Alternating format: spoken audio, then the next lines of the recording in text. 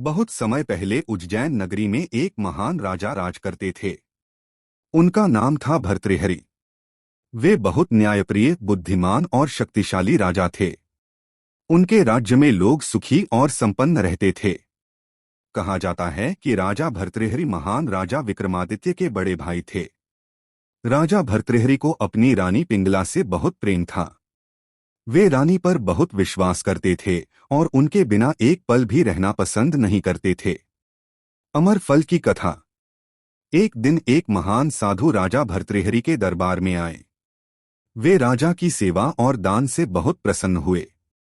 उन्होंने राजा को एक अद्भुत फल दिया और कहा, हे राजन, यह अमर फल है।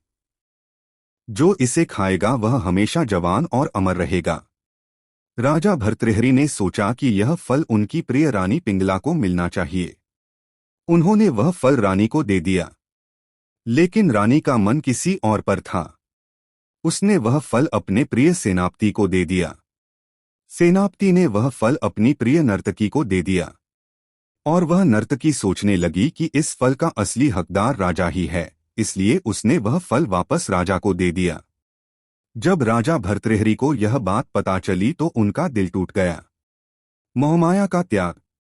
इस घटना ने राजा भर्तृहरि को गहरा दुख दिया।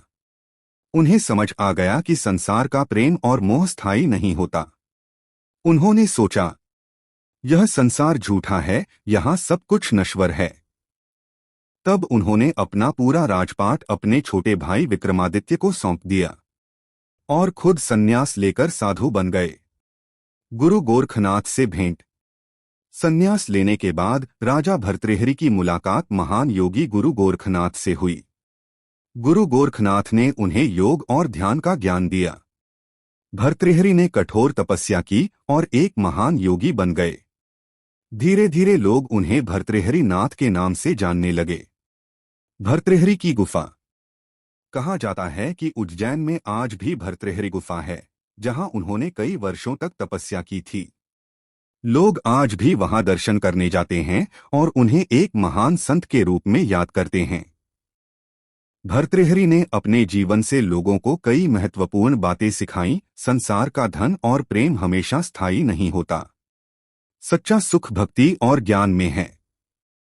अहंकार और मोह मनुष्य को दुख देते हैं। त्याग और साधना से ही आत्मज्ञान मिलता है। कहानी की सीख। राजा भर्तृहरि की कहानी हमें सिखाती है कि जीवन में सबसे बड़ा धन आत्मिक शांति और ज्ञान